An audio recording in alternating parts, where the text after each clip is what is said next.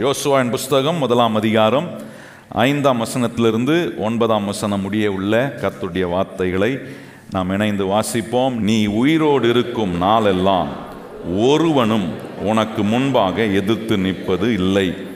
நான் மோசேவோடு இருந்தது போல உன்னோடும் இருப்பேன். நான் உன்னை விட்டு விலகுவதும் இல்லை, உன்னை கைவிடுவதும் இல்லை. பலன் கொண்டு திடமனதாயிரு. இந்த ஜனத்தின் பிதாக்களுக்கு நான் கொடுப்பேன் என்று ஆணையிட்ட தேசத்தை நீ அவர்களுக்கு பங்கிடுவாய். என் தாசன் ஆகிய மோசே உனக்கு கற்பித்த நியாய பிரமாணத்தின்படியெல்லாம் செய்ய கவனமாய் இருக்க மாத்திரம் மிகவும் பலன் கொண்டு திடமனதாயிரு. நீ போகும் இடமெல்லாம் புத்திமானாய் நடந்து கொள்ளும்படி அதை விட்டு வலது இடது புறம் விலகாதிருப்பாயாக. இந்த நியாயப்பிரமாண புஸ்தகம் உன் வாயை விட்டு பிரியாதிருப்பதாக. இதில் எழுதியிருக்கிறவைகளின்படியெல்லாம் நீ செய்ய கவனமாய் இருக்கும்படி இரவும் பகலும் அதை தியானித்து கொண்டு இருப்பாயாக. அப்பொழுது நீ உன் வழியை வாய்க்க பண்ணுவாய், அப்பொழுது புத்திமானாய் நடந்து கொள்வாய். நான் உனக்கு கட்டளையிடவில்லையா? பலன் கொண்டு திடமனதாயிரு, திகையாதே, கலங்காதே. நீ போகும் இடமெல்லாம் உன் தேவனாகிய கர்த்தர் உன்னோடே இருக்கிறார் என்றான். ஆண்டவர் இந்த வேத பகுதியிலிருந்து நம்முடைய வாழ்க்கையில் எப்படி தேவன் வெற்றியை கொண்டு வர முடியும், தேவன் சொல்கிற வெற்றி ஏதோ நம்ம வாழ்க்கையில் சாத்தியமாகாத ஒன்றை போல நம்முடைய வாழ்க்கையினுடைய காரியங்கள் இருந்து விடக்கூடாது.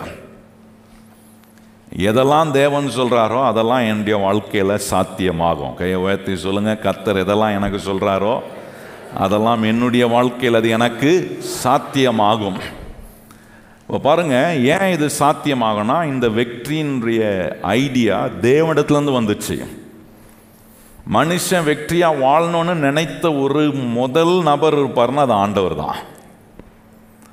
அதுக்கப்புறம் தான் மனுஷனுக்கு அந்த எண்ணம் வருது. அதுக்கப்புறம் தான் சமுதாயத்தில் பல காரியங்கள் வெற்றிக்கு ஏதுவான நல்வெற்றி நம்முடைய வாழ்க்கையில் வருவதுக்கான நிறைய காரியங்கள். அப்போது இது தேவனுடைய ஐடியா, தேவனுடைய திட்டம். அதனால தான் பாருங்கள், இது தேவனுடைய ஐடியாவா தேவனுடைய திட்டமாக இருக்கிறனால தான் ஊழியக்காரனை இந்த காரியத்தை அவருடைய திட்டத்தையும் அவருடைய ஐடியாவையும் என்னை வாரந்தோறும் போதிக்க வைக்கிறார் பாருங்க.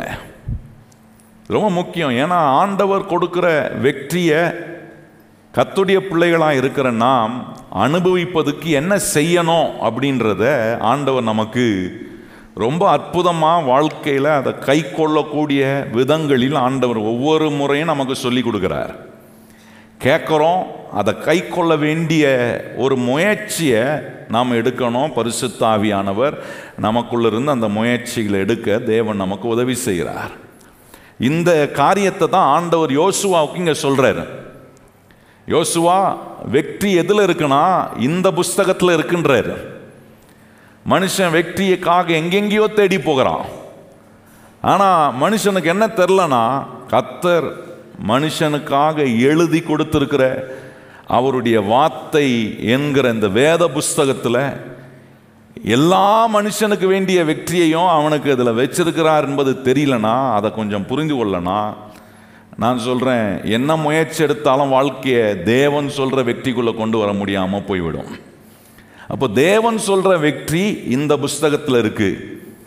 அதுதான் இந்த புஸ்தகம் ரொம்ப முக்கியம். பாருங்கள், இந்த புஸ்தகம் ரொம்ப முக்கியம். இந்த புஸ்தகம் உங்கள் கையில் இருக்கணும், இல்லைன்னா உன்னை வாங்குங்க அப்படின்னு வாரம் வாரம் சொல்கிறேன் பாருங்கள். மறக்கவே முடியாது. போன வாரம் ஒருத்தர், பாஸ்டர் நான் புது பைபிள் வாங்கிட்டேன், இதில் நீங்கள் ஒரு வசனம் எழுதி கொடுங்கன்னு கொண்டு வந்து விட்டார். பரவாயில்ல, வேலை செஞ்சுருக்கு. ஏன்னா பைபிள் வாங்கணும், இந்த புஸ்தகம் ரொம்ப முக்கியம்னு உணர்ந்துருக்கிறார் பாருங்க. இதில் தான் எல்லா வாழ்க்கைக்கு வேண்டிய வெற்றி இருக்குன்றத யோசுவாவுக்கு ஆண்டவர் சொல்கிறார். யோசுவாவுக்கு சொல்கிறாரு, இந்த நியாயப்பிரமாண புஸ்தகம், இந்த தேவனுடைய வார்த்தை அடங்கிய புஸ்தகம் உன் வாயை விட்டு பிரியாதிருப்பதாக. இதில் எழுதியிருக்கிறபடியெல்லாம் செய்ய நீ எப்படி இரு? கவனமாயிரு. இரவும் பகலும் இதை தியானித்து கொண்டிரு. அப்பொழுது நீ என்ன பண்ணுவாய்? உன் வழியை வாய்க்க பண்ணுவாய், நீ புத்திமானாயும் நடந்து கொள்வாய். எவ்வளோ கிளி பிள்ளைக்கு சொல்கிற மாதிரி சொல்கிறாரு பாருங்க. இப்படி செஞ்சினா இப்படி இருப்ப. நல்லா பாருங்க, இந்த வசனம் ஒன்றும் பெரிய கஷ்டம் கிடையாது. 8ஆம் வசனத்தை இப்படி செஞ்சா நான் எப்படி இருப்பேன், கர்த்தர் சொல்றபடி செஞ்சா நான் எப்படி இருக்க முடியும்ன்றத ரொம்ப பிளெயினா, எந்த காம்ப்ளிகேஷனும் இல்லாம ரொம்ப சிம்பிளா எளிமையா ஆண்டவர் சொல்றாரு. ஆண்டவர் எதெல்லாம் ரொம்ப சிம்பிளா எளிமையா சொல்றாரோ அதை தான் நம்ம ரொம்ப போட்டு குழப்பி செய்ய முடியாதபடிக்கு டூ காம்ப்ளிகேட்டட் ஆக்கிடுறோம் நம்ம வாழ்க்கையில். அப்போ நான் உங்களுக்கு காண்பித்தேன் இந்த புஸ்தகம். இதில் தான் ரொம்ப நாளாக நம்ம கவனிக்கிறேன்னா, இந்த காரியத்தில் நம்ம தெளிவாயிட்டோன்னா, நான் சொல்கிறேன், வெற்றி நம்முடைய வாழ்க்கையில் தூரமாக இருக்காது. நான் கை வைத்து செய்கிற எல்லா காரியத்திலும் கர்த்தர் கொடுக்கிற வெற்றியை நான் அனுபவிக்கிறவனாய் மாறிவிடும். அப்போ இந்த புஸ்தகம் எப்படியெல்லாம் நமக்கு முக்கியமான புஸ்தகம். போன வாரம் உங்களுக்கு காண்பித்தேன் 4 திறவுகோல். இந்த புஸ்தகத்திலிருந்து சொல்லப்படுகிற 4 திறவுகோல் நம்முடைய வாழ்க்கையை எப்படி வெற்றிகரமாக ஆக்குகிறது என்பதை குறித்து உங்களுக்கு சொன்னேன். அப்போ இந்த புஸ்தகம் ஏன் எனக்கு முக்கியம், ஏன் இது வெற்றிக்கான புஸ்தகமாக இருக்கு, இதெல்லாம் நம்ம கவனம் செலுத்தும் போது தான் இதன்படி நான் செய்ய என் வாழ்க்கையை நான் மாற்றி அமைக்கிறேன். ரொம்ப முக்கியம் பாருங்க. இதை கேட்க ஒன்று புரியுது, நான் இதுபடி இல்லையா, இதுபடி ஆகணும், இதுபடி என்னுடைய வாழ்க்கையினுடைய செயல்களை நான் மாற்றணும், நான் இதுக்கு ஏதுவாக என்னை உருவாக்கணுன்ற ஒரு நல்ல எண்ணத்தை இந்த புஸ்தகத்தை குறித்து, இந்த தேவனுடைய வார்த்தையை குறித்து கேட்க நமக்கு உண்டாகுது. இன்னைக்கு பாருங்க, ஒரு காரியத்தை இந்த புஸ்தகத்திலிருந்து ஆண்டவர் இன்னொரு கண்ணோட்டத்தில் நமக்கு இது எவ்வளோ முக்கியன்றதை காட்டுறாருன்னா, பரிசுத்த ஆவியானவர் இந்த புஸ்தகத்தை உபயோகப்படுத்தி எப்படி நம்முடைய வாழ்க்கைக்குள் மாற்றங்களை கொண்டு வருகிறார். நல்லா கவனிக்கணும். இந்த புஸ்தகம் எழுதப்பட்டது பரிசுத்த ஆவியானவரால் ஏவப்பட்டு எழுதப்பட்ட புஸ்தகம். அப்போ இந்த புஸ்தகத்தை நான் திறந்து வாசிக்கும், இந்த தேவனுடைய வார்த்தை அடங்கிய இந்த பரிசுத்தம் உள்ள வேதத்தை நான் திறக்கும் போதெல்லாம் பரிசுத்த ஆவியானவர் என்னோடு இடைப்படுகிறார். எத்தனை பேர் கையை உயர்த்தி ஆமேன்னு சொல்றீங்க? அப்போ இந்த பரிசுத்த ஆவியானவர் இந்த புஸ்தகத்தை உபயோகப்படுத்துகிற என்னுடைய வாழ்க்கையில இந்த வார்த்தையின்படி பரிசுத்த ஆவியானவர் இதை எடுத்து எனக்குள்ள அதை உபயோகமாக்கி எப்படி அவர் எனக்குள்ள மாற்றங்களை கொண்டு வருகிறார். இன்னைக்கு இதை கொஞ்சம் கவனிக்கணும் பாருங்க. இந்த புஸ்தகத்தை வாசிக்கிற எந்த மனுஷனும் மாறாம இருக்க முடியாது. ஏன்னா இந்த புஸ்தகத்தை நீங்க வாசித்த உடனே நீங்க யாரா இருந்தாலும் பரிசுத்தமுள்ள தேவன் தந்தருளின பரிசுத்த ஆவியானவர் ஒவ்வொரு மனுஷனோடு இந்த புஸ்தகத்தை வாசிக்கிற எந்த மனுஷனாக இருந்தாலும் அந்த மனுஷனோட தேவன் பேசுகிற ஒரு சத்தம், தேவன் அவரோட இடைப்படுகிற அந்த உறவாடுதலை உணர முடியும். அதனால தான் இந்த புஸ்தகம் பரிசுத்த ஆவியானுடைய உதவியோடு எப்படிப்பட்ட மாற்றங்கள்லாம் நம்முடைய வாழ்க்கைக்குள்ளே வருகிறது. நல்லா கவனிங்க. வெற்றி அடையணும்னா மாற்றம் வரணும். பக்கத்தில் பார்த்து சொல்லுங்க, நம்ம வெற்றி அடையணும்னா என்ன வரணும்? நாடு நல்லா இருக்கணும்னா என்ன வரணும்? ஆமாம், எல்லாமே அப்படிதான். நான் சொல்றது புரியுதா உங்களுக்கு? அப்போ வெற்றி அடையணும்னா வாழ்க்கையில் நல்ல மாற்றங்கள் உண்டாகணும். இப்படிப்பட்ட நல்ல மாற்றங்களை ஆண்டவர் இந்த புஸ்தகத்தை உபயோகப்படுத்துகிற எனக்குள்ள அதை செய்ய கர்த்தர் உதவி. இந்த புஸ்தகத்தை உபயோகப்படுத்தாதவங்களுக்கு மாற்றம் வராது. நீங்க ஆயிரம் விதத்தில் ஜெபம் பண்ணலாம், உங்களுக்காக 1000 பேர் ஜெபம் பண்றவங்களா இருக்கலாம். நீங்க இந்த புஸ்தகத்தை திறந்து வாசிக்கலனா மாற்றம் உங்களுக்கு வர. எவ்வளோ பேர் உங்களுக்காக ஜெபம் பண்ணாலும், நீங்கள் எத்தனை ஜெபத்துக்கு போனாலும் சரி, எத்தனை வல்லமையான ஊழியக்காரன்ட்ட போய் உங்கள் தலையை கொடுத்தாலும் சரி, தலைக்குள்ளே இருக்கிறது மாறாது.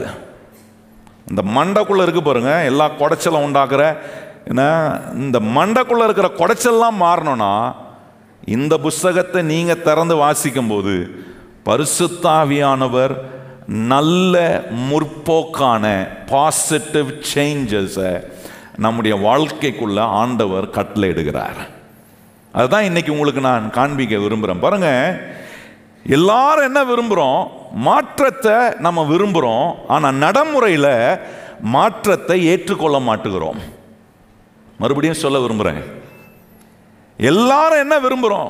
மாற்றத்தை விரும்புகிறோம். ஆனால் நடைமுறை வாழ்க்கையில் நம்முடைய வாழ்க்கைக்குள்ள மாற்றத்தை ஏற்றுக்கொள்ள மாட்டுகிறோம். இன்னைக்கு ஆண்டவர் நம்முடைய வாழ்க்கைக்குள்ள உண்டாக்குற மாற்றங்களை நான் அனுமதிக்காமல், நான் தேவனுக்கு இடம் கொடுக்காம, இந்த பைபிளை வாசிப்பதுக்கு நான் இடம் கொடுக்கணும், இதை கொஞ்சம் தியானிக்கிறதுக்கு நான் இடம் கொடுக்கணும், இந்த பிரசங்கத்தை உட்கார்ந்து கேட்கறதுக்கு நான் கொஞ்சம் இடம் கொடுக்கணும், இதெல்லாம் என் மனசுக்குள்ள இருதயத்துக்குள்ள போக இடம், இந்த காரியத்துக்கு நான் இடம் கொடுக்கும்போது இப்போ பரிசுத்த ஆவியானவர் என்ன பண்ணுவாருன்னா மாற்றத்தை நம்முடைய வாழ்க்கைக்குள்ள நிஜமாக்கி காட்டுவார். பாருங்க, சில உதாரணங்களை சொன்னா ஆண்டவர் இந்த காரியங்கள் எவ்வளவு முக்கியன்றதை நமக்கு புரிய தேவன் உதவி செய்வார். ஒரு பிள்ளை பிறக்குது, பிறந்து இந்த பிள்ளை வீட்டில் அப்பா அம்மாவுடைய செல்லத்தில் அப்படியே உருண்டு பிறண்டு வளர்ந்து வருதுன்னு வைங்க. 3 வயசு ஆன பிறகு அப்பா அம்மா என்ன பண்ணுவீங்க? இப்படிதான் என் மூஞ்ச வேடிக்கை பார்ப்பீங்களா? என்ன பண்ணுவீங்க? அவ்வளோதான், வெரி சிம்பிள். என்ன பண்ணுறோம்? ஸ்கூலுக்கு அனுப்புறீங்க. இப்போ இதுவரைக்கும் ஸ்கூலுக்கே போகாத பிள்ளை ஸ்கூலுக்கு போகும்போது சந்தோஷமா ஈன்னு பல்ல காட்டிட்டு போவோமா? 2-3 பிள்ளைங்க போதுன்னு வைங்க, எக்ஸப்ஷன் எப்பவுமே உண்டு. ஆனால் எல்லா பிள்ளைங்களும் அங்கே போடுற சத்தம் இருக்கு பாருங்க, என்ன கத்து, என்ன கூச்சல். அப்போதான் அப்பா அம்மாவுக்கு வரும் பாருங்க பாசம், இரக்கம், தயவு. அப்படியே கல்லா இருக்கிறவ கூட அப்படியே உருகிடுவார். பிள்ளை கதறி உருண்டு அழுவான் பாருங்க. நல்ல பெற்றோர்னா நீங்க என்ன பண்ணுவீங்க? ஏன்னா உங்களுக்கு தெரியும் பிள்ளை ஸ்கூலுக்கு போகிறது ரொம்ப முக்கியம், படிப்பு ரொம்ப முக்கியம், படித்தாதான் நல்ல ஒழுக்கத்தை கற்றுக்கொள்ள முடியும். நல்ல ஒழுக்கத்தோடு சமுதாயத்தில் வளர்ந்து வரும்போது படித்து பட்டதாரி ஆன பிறகு தான் வேலை கிடைக்கும். வேலை கிடைச்ச பிறகு தான் கல்யாணம் பண்ண முடியும். கல்யாணம் பண்ணால் தான் குடும்பம், பிள்ளைகள் அப்படின்ற காரியங்கள், மற்ற பொறுப்பெல்லாம் வரும். இது ஆரம்பிக்கணும். இந்த மாற்றம் அவனுக்கு தேவை அப்படின்றத, அந்த பிள்ளைக்கு தேவைன்றத உணர்கிற ஒரு பெற்றோர் கூட என்ன பண்ண மாட்டோம், என்னதான் அழுது நீ போனாலும் நீ ஸ்கூலில் தான் போகணும்னு விட்டுட்டு வரும். அந்த மாற்றம் அந்த பிள்ளைக்கு பிடிக்கல. ஆனால் அந்த பிள்ளைக்கு என்னவா இருக்கு? அந்த மாற்றம் நல்ல மாற்றம் தான், அது முற்போக்கான மாற்றம். நல்ல கவனிங்கள். இப்படி தான் ஆண்டவர் சில காரியங்களை நம்முடைய வாழ்க்கைக்குள்ள நடைமுறையாக சொல்லி கொடுக்கும் போது, நான் போய்கொண்டிருக்கிற பாதை வேறையா இருக்கலாம், ஆனால் அவர் என்னை மாற்ற விரும்புகிற காரியம் வித்தியாசமானதா இருக்கும், எனக்கு பிடிக்காத ஒன்றா இருக்கும். நான் எதுல ரொம்ப ஆழமா சிக்கப்பட்டு தேவனுக்கு விருப்பம் இல்லாத காரியங்கள்ல சிக்கொண்டு இருக்கிறேனோ, ஆண்டவர் உணர்த்தி காட்டும் போது அதுல இருந்து வெளியே வர்றதுக்கு எனக்கு விருப்பமே இருக்காது.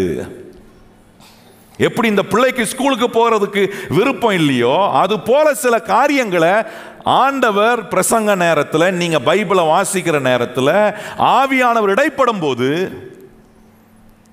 அந்த மாற்றத்தை நான் விரும்பி ஏற்றுக்கொள்றேனா, அந்த விரும்பி ஏற்றுக்கொள்வதற்கு ஆண்டவர் எவ்விதத்தில் இந்த புஸ்தகத்தின் மூலமா நமக்கு உதவி செய்யக்கூடிய கர்த்தராக இருக்கிறார் என்பதை தான் இன்னைக்கு நான் சொல்ல விரும்புகிறேன். பாருங்க, மனம் மாற்றங்கிறோம்.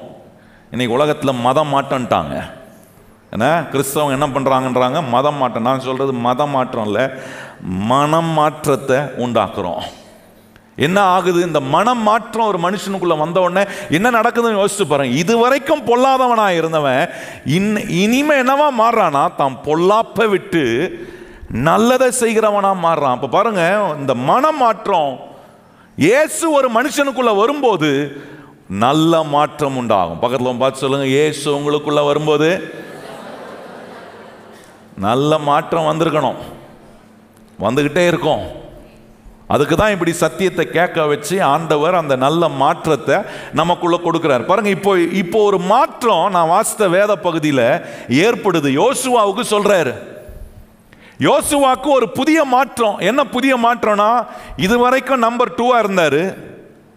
மோசே சொல்றதுக்கெல்லாம் கேட்டு தலையாட்டிக்கிட்டு அவங்க கொடுக்குற இன்ஸ்ட்ரக்ஷனுக்கு மாத்திரம் போய் வேலை செஞ்சவர். இப்போ ஆண்டவர் யோசுவாவுடைய பொசிஷனை மாத்துறாரு. Number 2 இருந்தவனை number 1 ஆக்குறாரு. நல்லா கவனிக்கணும். கர்த்தர் ஆக்கும் போது அதை யாரும் தடுக்கவே முடியாது. உங்க வாழ்க்கையில கர்த்தர் சில இடத்துல உங்களை உயர்த்துறாரா, அது எத்தனை பேர் உங்களை தடுத்தாலும் உங்களை அந்த உயர்வுக்கு தடுக்கவே முடியாது. ஏன்னா கர்த்தர் தான் நம்மளை அந்த உயர்வுக்கு நேராக தகுதிப்படுத்துகிறார். எத்தனை பேர் கையை உயர்த்தி ஆமேன்னு சொல்றீங்க? இன்னும் உயர்வு வரலையா? தடுத்துட்டு இருக்கிறாங்களா? கவலைப்படாதீங்க. கர்த்தர் தடைகள் எல்லாம் மாற்றி உங்களை உயர பண்ணுவதற்கான விதங்களை நீங்க புரிந்து கொள்ளக்கூடிய மாற்றத்தை தான் இன்னைக்கு ஆண்டவர் சொல்லித்தராரு. அப்போ யோசுவாவுக்கு பாருங்க, அவனுக்குள்ள ஒரு எண்ணம். இது வரைக்கும் நம்ம மோசே சொன்னதை தான் கேட்டோம். இப்போ அவனை ஆண்டவர் ஒரு இஸ்ரவேல் தேசத்தை நடத்தக்கூடிய தலைவனாய் மாற்றின பிறகு அவன் கையில் மிகப்பெரிய பொறுப்பு, அவனுடைய ஷோல்டரில் மிகப்பெரிய ஒரு ரெஸ்பான்சிபிலிட்டியை கர்த்தர் வைக்கிறார். வைக்கும்போது அவனுக்கு பல தயக்கங்கள், பல அச்சம். இந்த ஜனங்க எப்படி நம்ம கொண்டு போய் சேர்த்துருவோமா? இதை நம்ம உண்மையாக வெற்றிகரமாக முடிக்க முடியுமா? இப்படிப்பட்ட 1008 கேள்விகள் அவனுடைய மனசுக்குள்ள நியாயமாய் கேட்டுக்கொண்டு இருக்கும்போது இப்போ ஆண்டவர் சொல்றாரு அவனை பார்த்து, யோசுவா பயப்படாத, நீ நான் உனக்கு கொடுத்துருக்கிற பொறுப்பில் உனக்கு இந்த பொறுப்பை நிறைவேற்ற நான் உனக்கு போதிக்கிறேன், நான் உனக்கு உதவி செய்கிறேன். எப்படி உதவி செய்கிறேன் அப்படின்னு ஆண்டவர் சொல்லும்போது சொல்கிறார், இந்த புஸ்தகம் வாயை விட்டு பிரியாது இருப்பதாக. உதவி அப்படிதான் வரும். ஆண்டவர் உங்களுக்கு எந்த காரியத்தில் உதவி செய்ய வேண்டுமானாலும், நான் இன்னைக்கு உங்களுக்கு உறுதியாக சொல்ற ஒரு காரியம் என்னன்னா, தேவன் தம்முடைய வார்த்தையை தான் உங்களுக்கு கொடுப்பார். கையை உயர்த்தி எத்தனை பேர் ஆமென் ஏற்றுக்கொள்றீங்க? உங்களுக்கு அது பொருளாதார உதவியா இருக்கலாம், குடும்பத்தில் நடக்க வேண்டிய உதவி, உங்களுக்கு ஆரோக்கியமா இருக்கலாம், உங்க மன ரீதியான காரியமா இருக்கலாம், உங்க குடும்ப காரியமா இருக்கலாம். கர்த்தர் உங்களுக்கு எப்படி உதவி செய்வார்னா, அவர் தம்முடைய வார்த்தையை உங்களுக்கு நேராக அனுப்புவார். அந்த வார்த்தை வரும்போது பிடிச்சுக்கிட்டீங்கன்னா உதவி கர்த்தர் உங்களுக்கு செய்கிற வழிகளை நீங்கள் அற்புதமாய் பார்க்க முடியும். அப்ப கவனிச்சு பாருங்க, இந்த புஸ்தகம் எப்படி பரிசுத்த ஆவியானவர்களை உபயோகப்படுத்தப்பட்டு எப்படி ஆண்டவர் நம்மளை மாற்ற அவர் என்னெல்லாம் செய்கிறாரு, எப்படியெல்லாம் மாற்றம் வரும். ஒரு சில காரியங்களை இன்னைக்கு நான் உங்களுக்கு காண்பிக்க விரும்புகிறேன். முதலாவது மாற்றம். இந்த புஸ்தகத்தின் மூலமாக பரிசுத்த ஆவியானவர் எப்படி மாற்றத்தை கொண்டு வராருன்னா, என்ன காட்டுறார், என்னென்ன வகையெல்லாம் மாற்றம் வரும்னா, முதலாவது ஜனங்கள் மாறுவார்கள். மாயத்தன் சொல்லுங்க, என்ன மாறுவாங்க? சிலர்லாம் நம்ம நினைப்போம் பார்த்தீங்களா, இந்த மனுஷன்லாம் மாறுவானா நினைச்சிருக்கீங்களா? சில நினைக்க, என் புருஷன் என்னைக்கு மாற போகிறான், என் பொண்டாட்டி என்னைக்கு மாறுறது, நாங்கள் எப்போ மாறுறது? இதெல்லாம் மாறாத ஜென்மம். இருந்தென்ன டேஷ் டேஷ் டேஷ். இப்படி நிறைய நேரம் நம்ம என்ன பண்ணிடுறோம், மாறுறதுக்கு வாய்ப்பே இல்லை. அப்போஸ்தலர் நடபடிகள் 22ஆம் அதிகாரம் வாசித்தீங்கன்னா பவுலை குறித்து சொல்லப்பட்டிருக்கு. பவுல் எப்படிப்பட்டவனா, இயேசு கிறிஸ்துவை ஆராதிக்கிறவர்களை துரத்தி துரத்தி போய் தேடி பிடித்து அவர்களை கொல்ற காரியத்தில் இருந்தான். அவன் நினைச்சான், இப்படி நான் செய்யறது தேவனுக்கு ரொம்ப நல்ல காரியமா இருக்குன்னு நினைச்சான். நினைச்சு பாருங்க, பவுலை குறித்து கேள்விப்படுகிற ஜனங்கள் எல்லாம் பயந்து கலங்குறான். இவனா, ஐயோ கொல்றவன் வந்திருக்கிறானே. ஸ்தேவான் கொல்லப்படும் போது பவுல் அங்க நின்று வேடிக்கை பார்க்கிறான். இவ்வளவு மோசமான ஒரு மனுஷன் ஆண்டவரால தொடப்பட்டு மாற்றப்பட்ட பிறகு அன்றைக்கு இருந்த என்ன கிறிஸ்தவ சபை, கிறிஸ்தவ மக்கள் மத்தியில் மிகப்பெரிய ஒரு அச்சம் இருந்துச்சு. என்னன்னா, இவன் உண்மையால மாறிட்டானா? மறுபக்கத்தில் இன்னொரு பக்கம் ஜனங்க சொல்றாங்க, இவன் மாறிட்டானா, ஆச்சரியமா இருக்கே. சில நேரம் கவனிச்சு பாருங்க, நம்முடைய வாழ்க்கையில நீங்க 3ஆம் வசனத்திலிருந்து வாசித்து பாருங்க. அது இருக்கு, நேரம் இல்லை, நான் நிறைய காரியம் சொல்லணும், அதனால உங்களுக்கு ரெஃபரன்ஸை கொடுக்குறேன். நீங்க போய் அதை தியானி, இந்த புஸ்தகத்தை போய் நீங்க திறந்து வாசிக்கணும். அப்போஸ்தலர் நடபடிகள் 22ஆம் அதிகாரம் 3ஆம் வசனத்திலிருந்து 10ஆம் வசனம் வரைக்கும் வாசித்து பாருங்க. அதில் அப்படி போட்டிருக்கிற காரியங்கள் இருக்கு. கமாலியருடைய பாதத்திலிருந்து உருவானவன், வைராக்கியம் உள்ளவன். சொல்றான், எனக்கு வைராக்கியம்லாம் இருக்கு, ஆனா தப்பான வைராக்கியம், நல்ல மாற்றத்துக்கான வைராக்கியம் இல்லை. மோசமான காரியத்தில் வைராக்கியம் கொண்டு ஜனங்களை துன்புறுத்தி இயேசு கிறிஸ்துவுக்கு விரோதமாய் இருந்த அவனை இயேசுநாதர் சந்தித்து இயேசுநாதர் அவனோட பேசின பிறகு இந்த பவுலுக்குள்ள ஒரு அற்புதமான மாற்றம். இவெல்லாம் மாறுவானா, மாற முடியுமா அப்படின்னு நினைத்தவர்கள் மத்தியில் இயேசு ஒரு மனுஷனை சந்திக்கும் போது அந்த மனுஷனுக்குள்ள ஏற்படுகிற மாற்றம் இந்த வேத பகுதி அதை சொல்லுகிறது. அப்போ நீங்கள் கவனிக்கணும், இன்றைக்கு நம்முடைய குடும்பத்தில் அல்லது நம்முடைய நமக்கு தெரிந்தவர்கள் சில காரியங்கள், சில பிரச்சனைகள், சில போராட்டங்களுக்குள்ளே போகும்போது இவங்கெல்லாம் எங்கே மாற போகிறாங்க, இவங்கெல்லாம் எப்படி மாறுறதுக்கு வாய்ப்பு, கடவுளே வந்தாலும் இவங்களை மாற்ற முடியாது, இப்படிப்பட்ட எண்ணமுடைய நம்ம கொஞ்சம் மாற்றி அமைக்கணும். ஏன்னா தேவனால் மாற்ற முடியாத ஒரு காரியமும் கிடையாது. எத்தனை பேர் கையை உயர்த்தி ஆமேன்னு சொல்லுகிறீங்க? உங்கள் குடும்பத்தில் என்ன மாற்றம் வேணுமோ அது உங்கள் கணவனுக்குள்ளேயோ, உங்கள் மனைவிக்குள்ளேயோ, உங்கள் பிள்ளைகளுக்குள்ளேயோ, உங்கள் மாமனாருக்குள்ளேயோ, மாமியாருக்குள்ளேயோ, நாத்தனாருக்குள்ளேயோ, எந்த நாருக்குள்ளேயும் கர்த்தரால மாற்றத்தை தாங்க நிஜம். வேலை ஸ்தலத்தில் உங்களை ரொம்ப தொந்தரவு பண்ணுற ஒரு ஆள் இருக்காங்களா? நான் சொல்கிறேன், அதே தொந்தரவு பண்ணுற ஆளை உங்களுக்கு நன்மை பண்ணுகிற ஆளாக கர்த்தரால மாற்ற முடியும். எத்தனை பேர் நம்புறீங்க கர்த்தரால? சிலர் கிறிஸ்தவத்துக்கு எதிராக இருப்பாங்க. ஆண்டவரை ஆராதிப்பதுக்கு தடையா இருக்கிற நபர்கள் குடும்பத்திலே இருக்கலாம். நான் சொல்ல உச்சகட்டத்தில் நம்மளை ஆண்டவரை ஆராதிக்க விடாதபடி, தேவனுடைய காரியங்களை செய்ய விடாதபடிக்கு குடும்பத்தில் ஒரு ஆள் கடினமா இருக்கிறாரா, நீங்க நினைச்சுக்கணும் அவர் ரட்சிப்பின் வாசல் அண்டை நின்று கொண்டிருக்கிறார். ஏன்னா அவரை மாற்ற கர்த்தரால முடியும். மனுஷர்களை கர்த்தர் மாற்றுகிறார். கையை உயர்த்தி சொல்லுங்க, நம்முடைய ஆண்டவர் ஜனங்களை மாற்றுகிறவர். பொதுவா இருக்கிற ஆட்களையும் மாற்ற முடியும், தனிப்பட்ட ஒரு நபரையும் கர்த்தரால, ஒரு குழுவையும் அவர் மாற்ற முடியும், ஒரு தேசத்தையும் அவர் மாற்ற முடியும், ஒரு தனிப்பட்ட நபரையும் கர்த்தரால மாற்ற முடியும். இந்த புஸ்தகம் அதை நமக்கு சொல்லுதுங்க. நிறைய உதாரணம் இருக்கு, ஆனால் பவுல் போதுமான உதாரணம் நினைக்கிறேன்.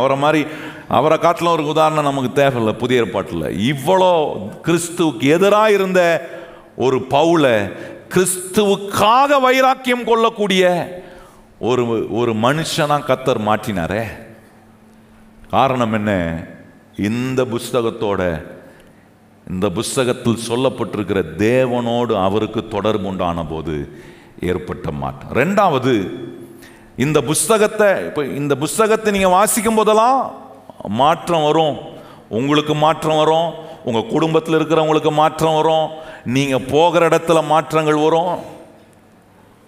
என்ன கான்டெக்ஸ்ட்ல சொல்றேன்னா, மனுஷனுக்குள்ள மாற்றத்தை கொண்டு வருகிற ஒரு வல்லமையான புஸ்தகனா, ஜீவனும் வல்லமை நிறைந்த புஸ்தகனா தேவன் நம்ம கையில் கொடுத்திருக்கிற இந்த பரிசுத்தம் உள்ள வேத புஸ்தகம். இந்த புஸ்தகத்தை நான் திறந்து வாசிக்கிறேன்னா,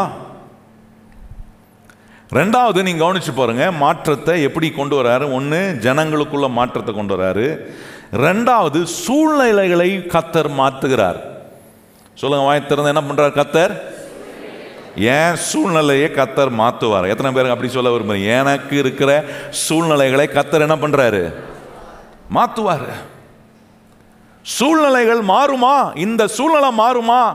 இதுல எனக்கு தேவை சந்திக்கப்படுமா? நான் வேலை இல்லாமல் இருக்கிறேன், எனக்கு வேலை கிடைக்குமா? கையில் பணம் இல்லாமல் இருக்கிறேன், பணம் வருமா? நான் உழைக்கிறேன், உழைப்பதுக்கான நிறைவு கிடைக்க மாட்டுது, நன்மை வர மாட்டுது, எனக்கு இந்த சூழ்நிலைகள் இப்படிப்பட்ட 1008 கேள்வி ஒவ்வொரு மனுஷனுக்குள்ளேயும் இருக்குங்க. இன்னைக்கு நான் எழும்புறேன், இன்னைக்கு இந்த நாள் நல்லா இருக்குமா? இந்த நாளில் நான் செய்ய வேண்டியதை செய்ய முடியுமா? அல்லது எனக்கு தடைதான் உண்டாகி கொண்டே இருக்குமா? நான் சொல்றேன், கர்த்தருடைய பிள்ளைகளே, சூழ்நிலைகளை மாற்றுகிற ஒரு தேவன் உங்களோட கூடவே அவர் இருக்கிறார் என்பதை மறந்துடாதீங்க. ஒருவேளை நீங்க சொல்லலாம், இந்த சூழ்நிலைக்கு நான் தள்ளப்படுறதுக்கு காரணமே இன்னொரு நபர் தான், என் குடும்பத்தில் இருக்கிற ஒரு நபர் தான் என்ன இப்படிப்பட்ட ஒரு சூழ்நிலைக்குள்ள தள்ளி விட்டுட்டாரு, நான் இப்போ ஒரு குழியில கிடக்கிறேன், இந்த குழியில இருக்கிற என்ன கர்த்தர் தூக்கி விட முடியுமா அப்படின்னு நான் சொல்றேன், எவ்வளவு ஆழத்திலும் அவர் கை நீட்டி உங்களை தூக்க அவர் இரட்சகராய் இருக்கிறார் என்பதை மறந்துடாதீங்க.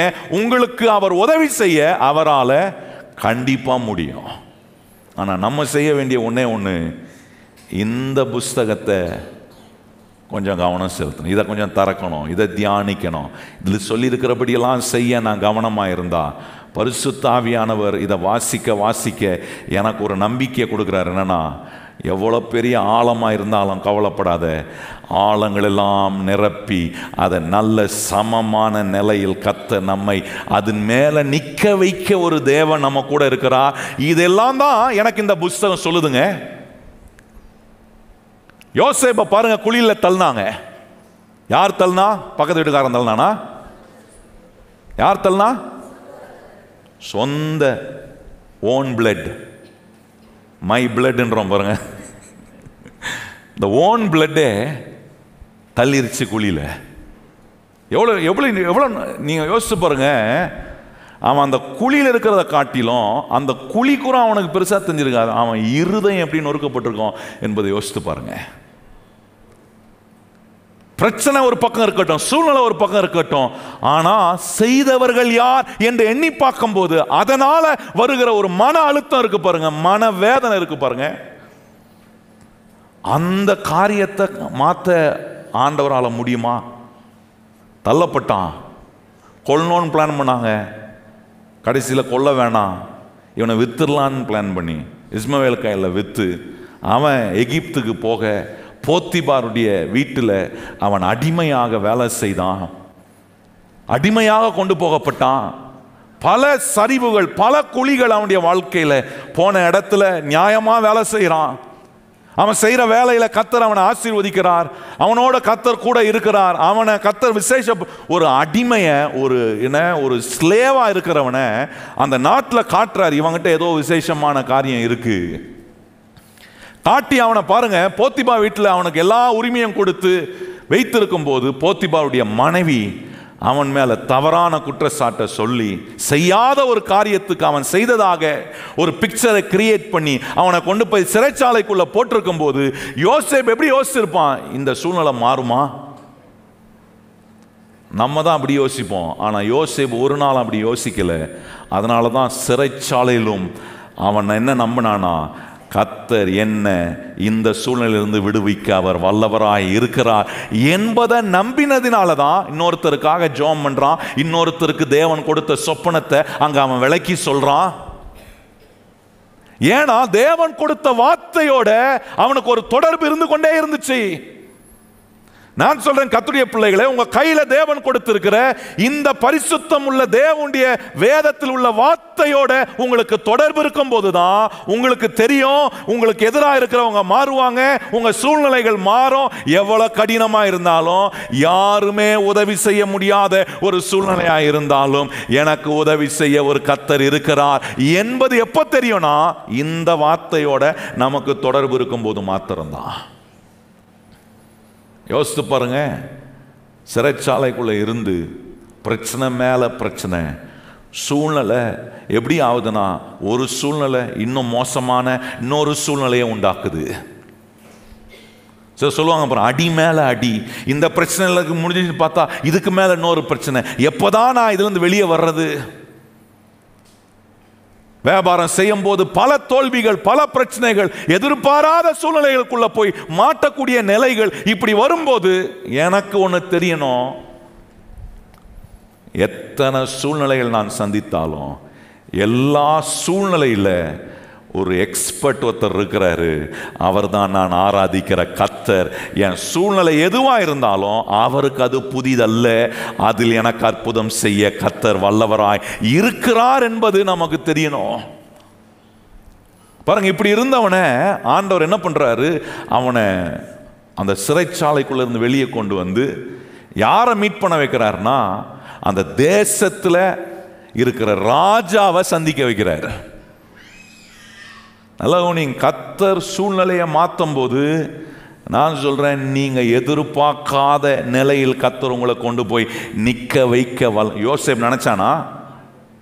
யோசேப் வெளியே கூடும் போது போத்திபார் மாதிரி இன்னொரு அதிகாரியை சந்திக்க போறான் அப்படின்னு தான் நினைச்சிருப்பான். ஆனா பார்வோனை பார்க்க விரும்புறாருன்னு யோசிச்சு பார்க்கறான், இங்க இருந்து கர்த்தர் நம்மளை எங்க தூக்கிட்டு போறாரு. நான் சொல்றேன், உங்க சூழ்நிலை இன்னைக்கு என்ன வேணா இருக்கலாம், அந்த சூழ்நிலையை நீங்க பெருசா நினைக்காதீங்க, இந்த சூழ்நிலையை மாற்ற ஒரு கர்த்தர் இருக்கிறார் என்பதை பெருசா நினைங்க. அவனை கொண்டு போய் பார்வோனுடைய சொப்பனத்தை விளக்கி அவனுக்கு தேவன் போத்திபா கண்டுபிடிச்சதை காட்டிலும் பார்வோன் இப்ப கண்டுபிடிக்கிறான். ஆஹா, இவனை விட்டுறக்கூடாதுப்பா, இவங்கிட்ட தான் விசேஷம் இருக்குன்னு சொல்லி.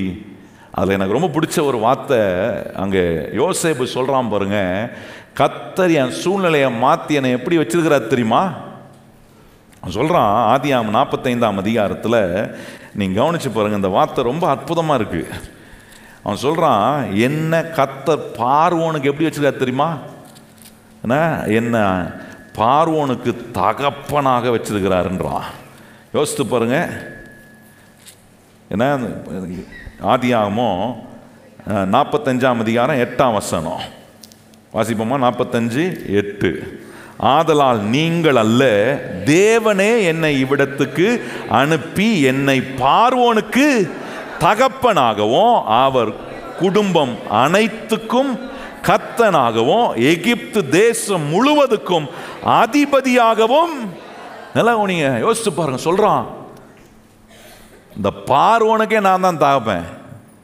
ஏன்னா என்ன சொல்றாங்க பாருங்க, பஞ்சகாலம் வந்த போது ஜனங்களுக்கு சாப்பிட ஆகாரம் இல்லாத போது ஜனங்க கேட்குறாங்க, தானியத்தை கொடுன்னு சொன்னபோது அவங்க கையில் காசு இல்லை. அப்போ யோசேப்பு சொல்றான், உன் நிலத்தை கொடுத்து தானியத்தை வாங்கிட்டு போ. இப்படி யோசேப்பு காரியங்களை செய்ததுனால அந்த ஆண்டு அந்த வருஷங்களில் நீங்க கவனிச்சு பாருங்க, பார்வோன் உலகத்திலே செல்வந்தரா மாறினா. ஏன்னா யோசேப்பு செஞ்ச காரியத்தின் நிமித்தமாய் யோசேப்பை தேவன் உபயோகப்படுத்தி அவன் சூழ்நிலையை மாற்றி அவனை அந்த நாட்டுக்கும் ராஜாவுக்கும் ஆசீர்வாதமா மாத்தினதினால இங்கே யோசேப்பு சொல்றான், கர்த்தர் என்னை எப்படி வச்சிருக்கிறாருன்னா எகிப்து தேசத்துல பார்வோனுடைய குடும்பத்துக்கும், ஏன் பார்வோனுக்கே நான் எப்படி இருக்கிறேன், ஒன்னும் இல்லாதவனா இருந்தேன். நான் இந்த தேசத்துக்கு வரும்போது ஒன்னும் இல்லாதவனா இருந்தேன். ஆனா இப்போ கர்த்தர் என் சூழ்நிலையை மாத்தி எப்படி வச்சிருக்காரு தெரியுமா? பார்வோனுக்கே தகப்பனா இருக்கும்படி கர்த்தர் என் சூழ்நிலையை மாத்தி இருக்கிறார். அதுதாங்க உண்மை. அது என்ன காட்டுதுன்னா, இது வரைக்கும் ஆல் அட்ரஸே இல்லாம உங்க பேரே வெளியே வராம இருந்திருக்கும். ஆனா கர்த்தர் இந்த வசனத்தை தியானிக்கிற இந்த தேவனுடைய வார்த்தை உங்க வாயை விட்டு பிரியாம இதில் எழுதி இருக்கிறபடியெல்லாம் நீங்க செய்ய கவனமா இருக்கும் போது இப்போ கர்த்தர் உன்னை பண்றாரு, உன் வழியை அவர் வாய்க்க பண்றாரு, உன்னை புத்திமான ஆக்குறாரு. அப்படி ஆக்கும் போது இதுவரைக்கும் பேர் அட்ரஸே இல்லாத இருந்த என்ன அநேகருக்கு முன்பாக என் சூழ்நிலைகளை மாற்றி என்னை உயர்த்துகிற ஒரு அற்புதமான கர்த்தர் எனக்குள்ள வேலை செய்யற. எத்தனை பேர் நம்புறீங்க கர்த்தர் அந்த காரியத்தை அவரால் செய்ய முடியுமா? நிச்சயமா உங்களுக்காக செய்வார். நீங்க என்ன நம்பணும்னா, சூழ்நிலைகள் பெருசே கிடையாது ஆண்டவருக்கு. எனக்கு ரொம்ப பெருசு கர்த்தருடைய வார்த்தை. இந்த புஸ்தகம் எனக்கு ரொம்ப பெருசு. இந்த புஸ்தகத்தில் சொல்லியிருக்கிறபடி நான் செய்ய போறேன். இந்த புஸ்தகம் தான் எனக்கு மாற்றுது, என் சூழ்நிலையை மாற்றுகிற ஒரு அற்புதமான தேவனுடைய வார்த்தை. இதெல்லாம் நம்ம நம்புறோமா நம்முடைய சூழ்நிலையில்? மூன்றாவது பாருங்க, முதல் சொன்னேன் ஜனங்கள் மாறுறாங்க, சூழ்நிலைகள் மாறுது. இந்த புஸ்தகத்தை நீங்க வாசிக்க வாசிக்க பரிசுத்த ஆவியானவர் உங்களுக்கு காட்டுறார் என்னெல்லாம் மாற்றம் வரும்னு. நீங்க மாற முடியும், ஜனங்கள் மாறுவார்கள், சூழ்நிலைகள் மாறும். மூன்றாவது சொல்றாரு, பொருளாதார நிலைகளும் மாறும். ரொம்ப முக்கியம் இது. இன்னைக்கு நம்ம நினைச்சிருக்கலாம், ஏன் பொருளாதார வீழ்ச்சி, எனக்கு இருக்கிற பொருளாதார கஷ்டம், எனக்கு இருக்கிற கடன், எனக்கு இருக்கிற இதுவும் அதுவும் இது மாறுறதுக்கு வாய்ப்புண்டா? எத்தனை ஜென்மம் எடுத்தாலும் இது மாறுமா தெரியலையே. நான் சொல்றேன், அப்படிப்பட்ட பொருளாதார நிலையில ரொம்ப மலிவான நிலையில, ரொம்ப தரித்திரமான நிலையில இன்னைக்கு உங்க பொருளாதாரம் இருக்கும்னா, நீங்க முக்கியமா கண்ணை நல்லா திறந்து பார்க்க வேண்டிய ஒரு புஸ்தகம் எதுனா, கர்த்தர் உங்க கையில கொடுத்திருக்கிற பரிசுத்தம் உள்ள வேத புஸ்தகம். ஏன்னா இந்த வேத புஸ்தகத்துல எப்படி விதைக்கணும், எப்படி விதைக்கிறவன் அறுவடை செய்வான், எப்படிப்பட்ட விதங்களில் நம்முடைய விதைப்பெல்லாம் கர்த்தர் ஆசீர்வதிக்கிறார் என்கிற நம்முடைய பொருளாதார ஆசீர்வாதத்தை குறித்து சொல்லப்பட்டிருக்கிற ஒரு புஸ்தகம் உண்டானால், சொல்லப்பட்டபடியே செய்யப்படுகிற ஒரு புஸ்தகம் உண்டானால், தேவன் நம்ம கையில் கொடுத்திருக்கிற இந்த பரிசுத்தம் உள்ள வேத புஸ்தகம். எவ்வளவு பஞ்சம் இருக்கட்டும், நாட்டு நிலைமைகள் எப்படி இருந்தாலும் சரி, பொருளாதார நிலைமை நாட்டில் எப்படி இருந்தாலும் சரி, அது பெருசு இல்லை. கர்த்தர் சொல்லி இருக்கிறபடி நீங்க செய்யும் போது பஞ்ச காலத்திலும் கர்த்தர் உங்களை போஷிக்க அவர் வல்லவராய் இருக்கிறார். இது உலகம் சொல்ல முடியாது, எந்த அரசாங்கமும் சொல்ல முடியாது. ஆனா கர்த்தருடைய வார்த்தை சொல்லுகிறது, பஞ்சத்திலும் நம்மளை சீமானாய் மாற்ற ஒரு கர்த்தர் இருக்கிறார். அதை செய்ய ஆண்டவர் சில முறைகளை வச்சிருக்கிறார். அந்த வார்த்தையின்படி நான் செயல்படலனா ஆசீர்வாதம் வராது. அதான் சொல்றேன் பாருங்க, மாற்றத்தை விரும்புறேன், ஆனா அந்த மாற்றத்துக்கு என்ன நான் ஒத்துழைக்க இடம் கொடுக்க மாட்டேன். நான் மாறணும், என் பொருளாதாரம் மாறணும், என் சூழ்நிலை மாறணும், என் குடும்பத்தில் இருக்கிறவங்க மாறணும், நான் மாறணும். ஆனா மாற்றத்தை விரும்புறேன். மாற்றத்துக்கான வழிகளை கர்த்தர் காட்டும் போது அதை எடுத்து என் வாழ்க்கையில அப்ளை பண்றதுல நான் கேர்லெஸ்ஸா இருப்பேனா, வெற்றி வராது. Only if you change you can taste God's success. நீங்கள் மாறும்போது மாத்திரம்தான் கர்த்தர் வைத்திருக்கும் நல்ல வெற்றிகளை உங்கள் வாழ்க்கையில் நீங்கள் ருசி பார்க்க முடியும்.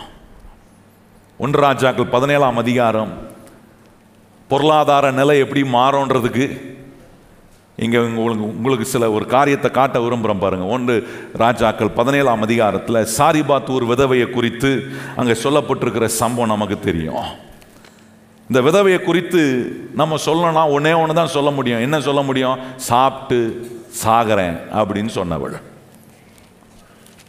நீ யோசித்து பார்த்துருக்கீங்களா? நான் இந்த வாரம் உட்காந்து வாசித்து அந்த அதிகாரத்தை மறுபடியும் வாசித்தேன் பல முறை. நான் அந்த 8ஆம் வசனத்திலேருந்து 16ஆம் வசனம் வரைக்கும் திருப்பியும் போயிட்டு வந்தேன் பாருங்க.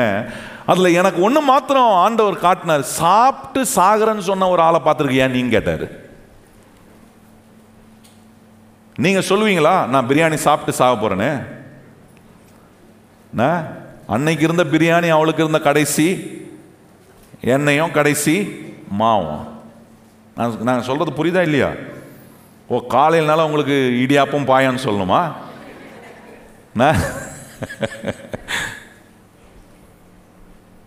நான் யோசித்து பார்க்குறேன். நான் வாசித்து மறுபடியும் என்னை பிரமிப்படைய வச்ச அந்த ஒரு வார்த்தை, நான் சாப்பிட்டு சாக போறேன்.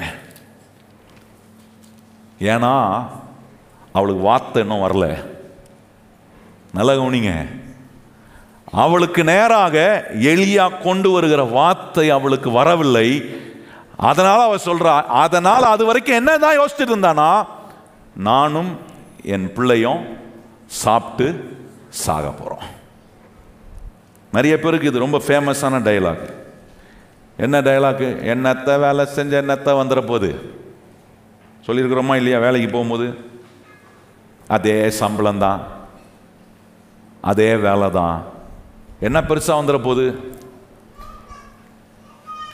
சொல்றா பாருங்க, சாப்பிட்டு நாங்க சாக போறோம். அந்த வார்த்தையை கொஞ்சம் வாசிப்போமா? அங்க சொல்லியிருக்க பாருங்க, 17ஆம் அதிகாரம் என்ன 12 வாசிப்போமா?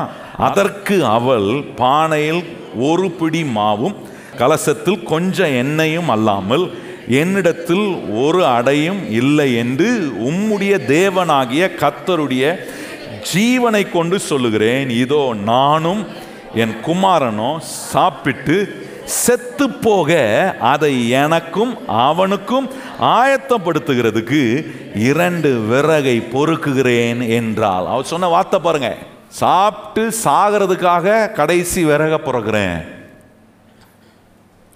அப்படின்னா எவ்வளோ பஞ்சம் இருந்திருக்கும் கொஞ்சம் யோசித்து பாருங்க. எவ்வளோ தட்டுப்பாடு அந்த தேசத்தில் இருந்து கொஞ்சம் யோசித்து பாருங்க. மழை இல்லை, தண்ணி இல்லை, அதனால் எந்த விளைச்சலும் இல்லை. என்ன விதைச்சாலும் அதில் விளைச்சல் வரமாட்டுது. தேசம் மிகுந்த பஞ்சத்தில் இருக்கிறது. எல்லாரும் ஒரு பக்கம் செத்து கொண்டு இருக்கிறார்கள். இப்போ இந்த குடும்பம், இந்த விதவையும் தன்னுடைய மகனும் சாகிறதுக்கு உண்டான நிலையில் இருக்கும்போது இப்படிப்பட்ட ஒரு கடைசி ஒரு காரியமாய் அவன் நினைக்கிறா. உதவி செய்ய ஆள் இல்லை. அவளுக்கு இருக்கிற கடைசி என்னன்னா சாப்பிட்டு சாக போறோம். இந்த நேரத்தில் தான் கர்த்தர் நம்முடைய ஊழியக்காரனை அனுப்புகிறார். நல்ல கவனிங்க கர்த்தருடைய பிள்ளைகளே, பொருளாதார ஆசீர்வாதம் நீங்க உங்க வாழ்க்கையில அனுபவிக்கணும்னா உங்களுக்கு போதிக்கிற உங்க ஊழியக்காரனுடைய வார்த்தையை நீங்க கவனிக்கணும். நீங்க பொருளாதாரத்தை குறித்து உங்க ஊழியக்காரன் பேசும்போது வேற கண்ணோட்டத்தோட கவனிச்சீங்கன்னா சாப்பிட்டு சாக போற ஸ்டேட்மெண்ட்ல இருந்து மாறவே மாட்டீங்க. நல்லா கவனிங்க, நான் சாப்பிட்டு சாக போறதில்ல, நான் சாப்பிட்டு வாழுவேன். எத்தனை பேர் கையை உயர்த்தி சொல்றீங்க? நான் சாப்பிட்டு கர்த்தருடைய வார்த்தையை நான் உட்கொண்டு நான் வாழ்வதற்காக உட்கொள்றேன், சாகிறதுக்காக அல்ல. கர்த்தர் என்னோட பேசுற வார்த்தை என்னை சாகடிப்பதுக்காக அல்ல, என்னை வாழ வைப்பதுக்காக கர்த்தர் பேசுறாரு. இதை கேட்ட உடனே ஊழியக்காரன் பாருங்க, அதனால தான் சரியான ஊழியக்காரங்கிட்ட பிரசங்கத்தை கேட்கறது ரொம்ப முக்கியம். இவ தன்னுடைய நிலையை சொல்லிட்டா, ஆனா ஊழியக்காரன் அவளுடைய விசுவாசத்தை இன்னும் தைரியமா செயல்படுத்த, அவளை இன்னும் அடுத்த லெவலுக்கு அவளை கொண்டு, அவ இருக்கிற நிலை ஏற்கனவே பரிதாபமான நிலை. அவ சொன்ன கதையை கேட்டா பரிதாபம் அடைகிற கதை.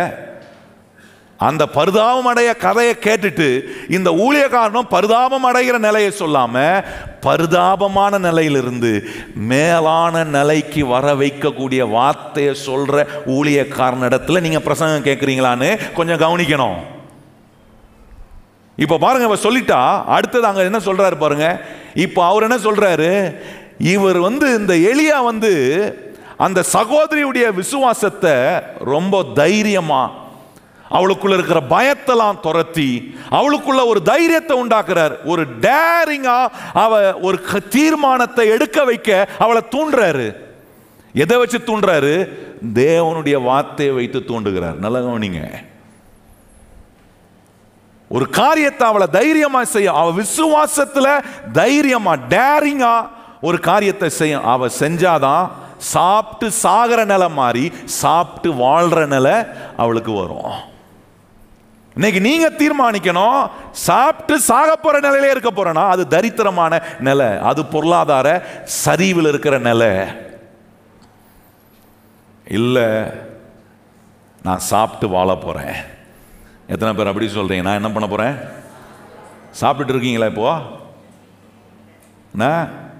தேவனுடைய வார்த்தையை உங்களுக்கு கொடுக்குறேன்னு சாப்பிட்றீங்களா? நல்லா சாப்பிட்டு தெம்பாயி வெளியே போகும்போது உள்ள வரும்போது அப்படி பாட்டு பாமஸ் எல்லாம் பார்க்கணுமே, அப்படிலாம் பாடுவீங்க. இப்போ கேட்குற வார்த்தை என்ன பண்ணுது? சாப்பாடை கொடுக்குறேன், கர்த்தருடைய வார்த்தையை கொடுக்குறேன். உள்ளே வந்த உடனே இந்த வார்த்தை உள்ளே போனேன், வெளியே போகும்போது எப்படி போனோம்? செத்து போகிற மாதிரி போச்சு. ஆனால் வெளியே வரும்போது உயிரோட வருதே. ஏன்னா சாக வைக்கிறவர் அல்ல என்னுடைய ஆண்டவர், என்னை வாழ வைக்கிற கர்த்தராய் இருக்கிறதுனால அவருடைய வார்த்தை என்னை வாழ வைக்குது. அடுத்த வசனம் பாருங்க, டைம் பாருங்க வேகமாக ஓடுதுன்னு நிறைய சொல்லணும், வாசிப்போமா? அப்பொழுது எலியா அவளை பார்த்து, இப்படிதான் இருக்கணும் ஊழியக்காரன். நீங்க நினைக்கலாம் இவெல்லாம் மோசமான ஊழியக்காரன், இவெல்லாம் ஒரு ஊழியக்காரனா?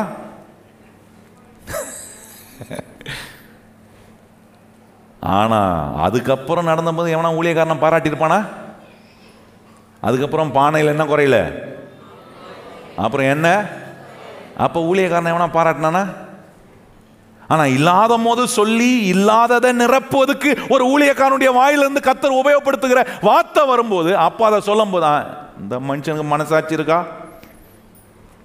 அதுதான் சொன்னேன், நீங்க எவ்வளோ பலவீனத்துல எவ்வளோ உடைக்கப்பட்டவங்களாக வந்தாலும், அப்படி உடைக்கப்பட்டு வந்திருக்கிற நேரத்தில் கூட இந்த புஸ்தகத்திலிருந்து ஊழியக்காரன் தேவனுடைய வார்த்தை எடுத்து உங்களிடத்தில் பேசும்போது நீங்கள் எவ்வளோ சோர்ந்து போய் உடைக்கப்பட்டு வந்திருந்தாலும் அந்த நிலையிலிருந்து உங்கள் விசுவாசத்தை எழுப்பி உங்களை பலப்படுத்துகிற வார்த்தை உங்களுக்கு வரும்போது தான் நான் சொல்கிறேன், சாகிற நிலை மாறி வாழ்கிற நிலை நமக்கு உண்டாகும்.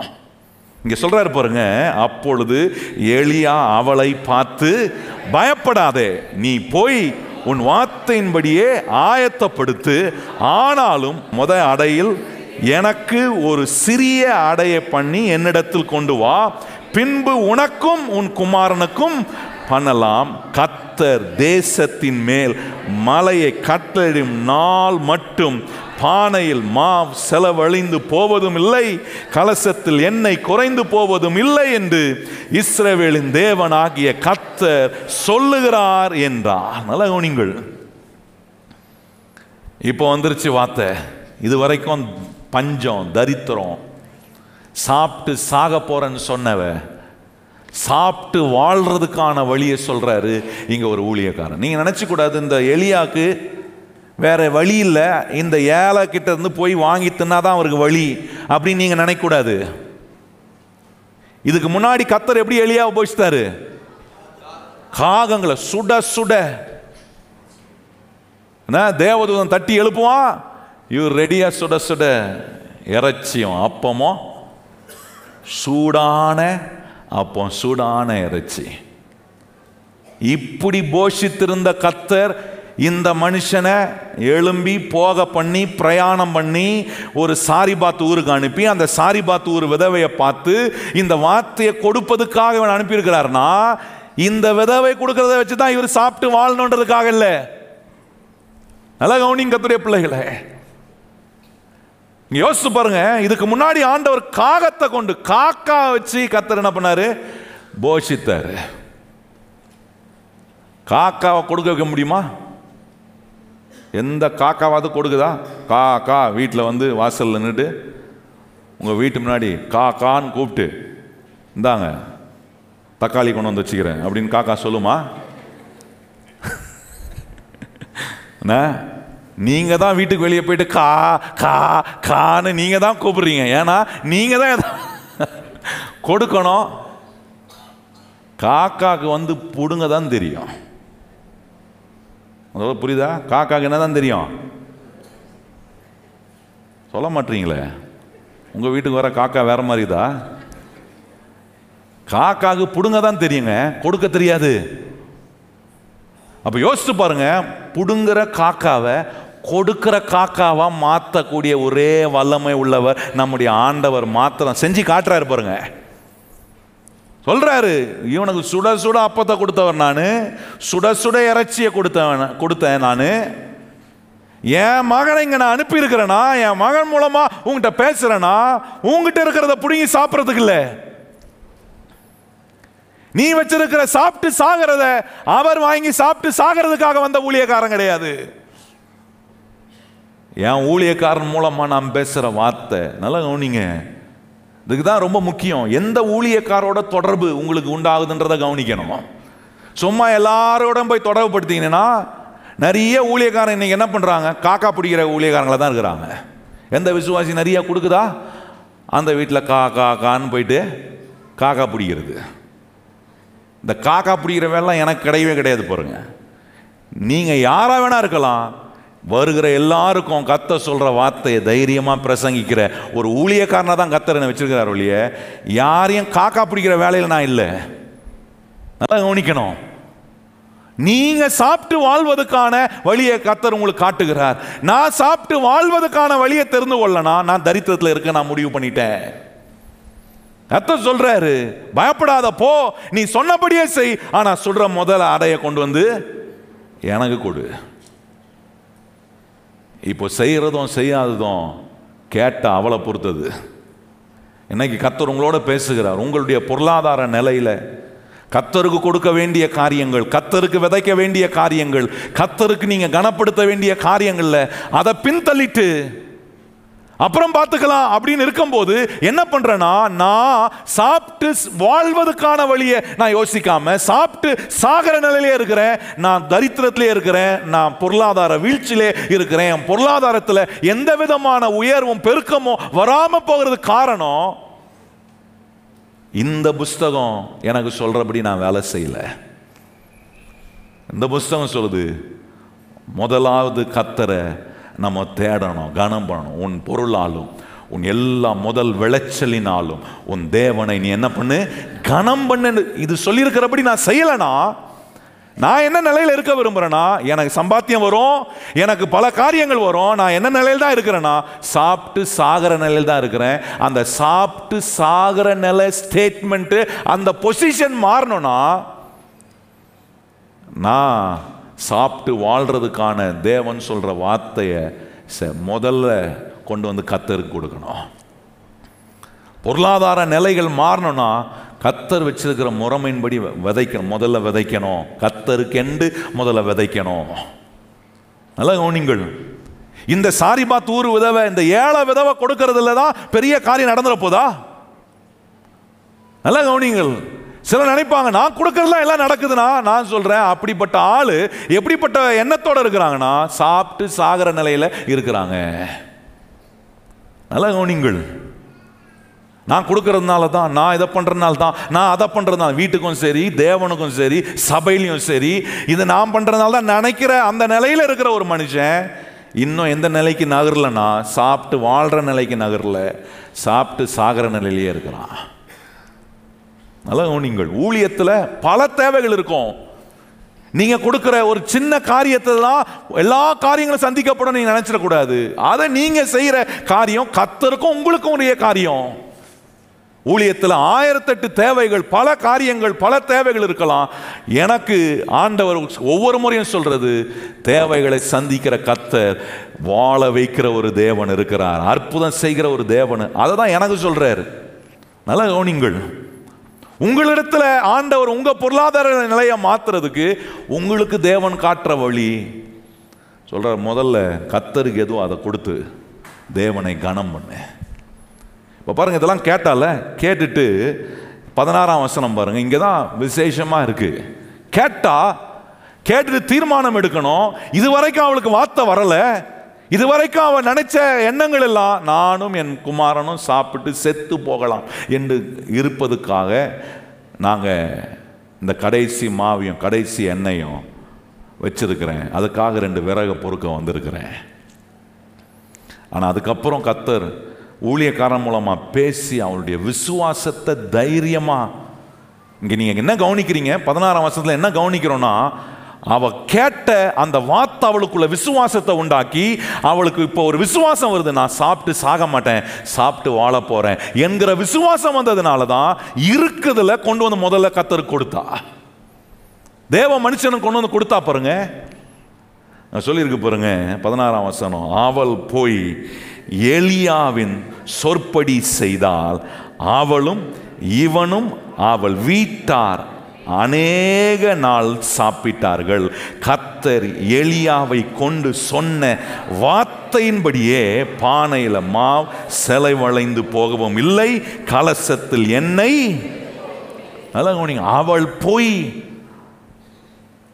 அவள் போய் எலியா சொன்னபடியே செய்தா. கர்த்தர் அவளுக்கு சொன்னபடியே, இந்த புஸ்தகம் உங்களுக்கு என்ன சொல்லுதோ அதை அப்படியே செய்யுங்க. இதான் சத்தியம். இந்த சத்தியம் உங்க பொருளாதாரத்துக்கு என்ன ஆசீர்வாதத்தை கொடுப்பதுக்கு எப்படி விதைக்கணும்னு சொல்லியிருக்கோ அப்படி விதைங்க. அதுக்கு எந்த மாற்று கருத்து, அங்க போய் உங்க அறிவை, உங்க மாம்சீக அறிவை உபயோகப்படுத்தாதீங்க. அந்த இடத்துல தேவனை சார்ந்து கொள்ளுங்க. இல்ல ஆண்டவரே, நீங்க சொன்ன வார்த்தை ஒரு நாளும் பொய்யா போகாது. நான் சாப்பிட்டு சாகிற நிலையில வேணா என் கையில இருக்கிறது இருக்கலாம், ஆனா உங்களுடைய வார்த்தையின்படி நான் செயல்படும் போது அதே சாப்பிட்டு சாகிற நிலையை சாப்பிட்டு வாழ்கிற நிலையாய் கர்த்தரால மாற்ற முடியும் என்று நம்பி தேவனை நீங்க கனப்படுத்தும் போது உங்க பொருளாதாரத்துல நல்ல மாற்றத்தை கர்த்தர் கொண்டு வருவார். எத்தனை பேர் கை உயர்த்தி ஆமேன்னு சொல்றீங்க? அதுதான் பாருங்க, கர்த்தருக்கு கொடுப்பதை குறிச்சோம், கர்த்தருக்கு உண்டான தசம பாகம், கர்த்தருக்கு உண்டான காணிக்கை, கர்த்தருக்கு நீங்கள் செய்கிற பொருத்தனைகளை குறித்து சொல்கிறதுல எனக்கு எந்த தயக்கமும் கிடையாது. ஏன்னா எனக்கு தெரியும், இதை செய்கிற ஒவ்வொருவரையும் கர்த்தர் சொல்லியிருக்கிறபடியே ஆசீர்வதிக்கிறவர் அவர். அதனால எனக்கு எந்த தயக்கமும் இல்லை. செய்யாதவர்கள், கேள்வி கேட்குறவர்கள் கடைசி வரைக்கும் சாப்பிட்டு சாகிற நிலையில் தான் இருப்பாங்க. அவங்களுக்கு திருப்தியே வராது, அவங்களுக்கு பெருக்கமே வரவே வராது. இந்த பொருளாதாரத்தில் அப்படியே சரிவில் தான் இருப்பார்கள். வாழ்நாள் முழுதும் பல சம்பாத்தியம் வரும், ஆனால் கையில் நிறைவாக நிற்காது. நல்லா லட்ச லட்சமாக சம்பாதிக்கலாம், ஆனால் அது ஒன்றும் பெரிய நிறைவே கொடுக்காது. இன்னைக்கு உங்கள் சம்பாத்தியத்தில் கர்த்தர் அன்னைக்கு அந்த ஏழை விதவை கையில் இருந்தது ஒரே அப்பம், அந்த அந்த கொஞ்சம் மாவு கொஞ்சம், அதான் அவளுடைய கடைசி சம்பாத்தியம். அவளிடத்தில் இருந்த கடைசி மிச்சம் அதுதான். அந்த காரியத்தில் அவள் முதலாவது கொண்டு வந்து கர்த்தருக்கு, தேவ மனுஷனுக்கு கொண்டு வந்து கொடுத்தாள். கொடுத்ததுனால கர்த்தர் அவளை ஓட்டாண்டி ஆக்கினாரா? போ, நீ சொன்ன மாதிரியே சாப்பிட்டு சாகு போ, ஏதோ நீ சாப்பிட்டு சாகிறதுக்கு முன்னாடி என் ஊழியக்காரன் கொஞ்சம் கொடுத்ததுனால உனக்கு பரலோகத்தில் இடம் கொடுத்துட்றேன் அப்படின்னு சொல்லிட்டு விட்டாரா? காட்டுறாரு, இந்த ஊர்லேயே உன்னை நான் ஆசீர்வதிக்க ஒரு கருவியாக பயன்படுத்துகிறேன்னு சொல்லி அவள் வீட்டுக்கு மாத்திரம் இல்லை, அந்த ஊரில் இருக்கிற அனைவருக்கும் ஆகாரத்தை கொடுக்கிற ஒரு ஆகாரத்தின் வீடாக கர்த்தர் அந்த ஏழை விதவினுடைய வீட்டை கர்த்தர் மாற்றினார். நல்ல கவனிங்க, உங்கள் வீடு ஆகாரத்தின் வீடாய் இருக்கணுமா? அநேகருக்கு போஷிக்கிற ஒரு வீடாக இருக்கணுமா? அநேகருக்கு கொடுக்கிற கையா இருக்கணுமா? நீங்க நல்லா கவனிக்க வேண்டிய இடம், ஆரம்பிக்கிற இடம் ரொம்ப முக்கியம். இருக்கிறது கொஞ்சமா இருக்கலாம், ஆனா அதுல கர்த்தருக்குன்னு நீங்க முதல்ல எப்படி கொடுக்குறீங்க?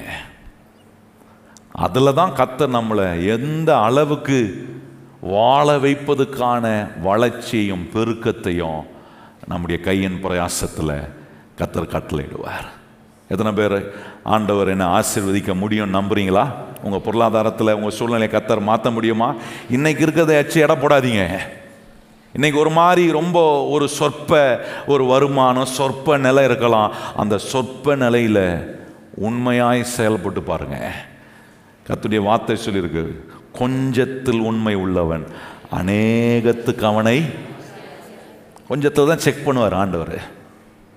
ஒரு பானைக்கு சொல்லுங்க பரவாயில்ல என்ன, அந்த ஒரு சோறு எடுத்து தான் பிசைஞ்சு என்னன்னு முடிவு பண்ணுறீங்க? பானையில் இருக்க சோறுலாம் வெந்துருச்சுப்பா, அப்படிதானே முடிவு பண்ணுறோம். அதுபோல் நம்ம கையில் இருக்கிற கொஞ்சமாக இருந்தால் அதில் தான் கர்த்தர் நம்மளை உண்மை உள்ளவன் என்பதை அறிந்து. மோசேவை குறித்து சொல்கிறார், என் வீடு எங்கும் என் தாசனாகிய மோசே உண்மை உள்ளவனாயிருந்தான். அல்ல, நீங்கள் உங்கள் பொருளாதார ஆசீர்வாதம் வர்றதுக்கு யார்கிட்ட போய் நின்றாலும் வராது. சிலர் சொல்கிறாங்க, வாங்க நாங்கள் ஜோம் பண்ணா உங்கள் பொருளாதாரத்தில் இருக்கிற கட்டெல்லாம் அறுத்து விடுவாங்க. அறுப்பாங்க. உங்கள் பாக்கெட்டில் இருக்கிற பணத்தை வேணா அறுப்பாங்க, உங்கள் கழுத்தில் இருக்கிற செயினை வேணா அறுப்பாங்க. நான் கேட்குறேன், வேடிக்கையாக இருக்குது. சிலலாம் சொல்கிறாங்க, இன்னாரு இப்படி ஜோம் பண்ணுறாரு, பொருளாதார கட்டலாம் அப்படி 1 கட்டு 2 கட்டு 3 கட்டு, என்ன கட்டு கட்டாக உழுது 500 ரூபாய் கட்டா? கர்த்தர் என்னைக்குமே குறுக்கு வழியை பயன்படுத்தி கர்த்தர் நம்மளை ஆசீர்வதிக்கவே. தேவன் வைத்திருக்கிற அவருக்கென்று அவர் நியமித்திருக்கிற வழி ஒன்று இருக்கு பாருங்க, அதை மீறவே மாட்டார். இப்படி குறுக்கு வழியில் நம்ம பொருளாதாரத்தில் ஆசீர்வதிக்கணும். எதுக்கு விதைக்கிறன்ற ஒரு முறைமையை சொல்லியிருக்கணும் பைபிளில். ஏன் விதைக்கிறத குறித்து அவ்வளோ போதிக்க வேண்டிய வசனங்களை கர்த்தர் கொடுத்துருக்கணும்? நீ ஒன்றும் விதைக்காதப்பா, வந்து உட்காரு, நேராக உனக்கு நேராக வந்து உட்காந்து நான் ஜோம் பண்ணனா உனக்கு கட்டெல்லாம் அருந்துடும், வா நான் வல்லமையான ஊழியக்கார், வந்து என்கிட்ட ஜோம் பண்ணிட்டு போ. இன்னைக்கு நிறைய பேர் அப்படி ஆயிட்டாங்க. எவ்வளோ மதியீனமாய் இன்னைக்கு ஜனங்கள் செயல்படுறாங்கன்னா, இதையும் அதிகன்றதை மற்ற எல்லா பொய்யையும் நம்புகிறார்கள். தேவன் சொல்லியிருக்கிற நிஜமான சத்தியத்தை இந்த புஸ்தகத்துக்குள்ள வர்றதில்லை. இந்த புஸ்தகத்தை கொஞ்சம் திறந்து வாசித்து இதில் சொல்லியிருக்கிறபடியெல்லாம் செய்ய கவனமாக இருந்தா சொல்றவங்க உண்மை சொல்றாங்களா பொய் சொல்றாங்களான்றதை கண்டுபிடிக்கக்கூடிய நிலையில் இருப்போம்.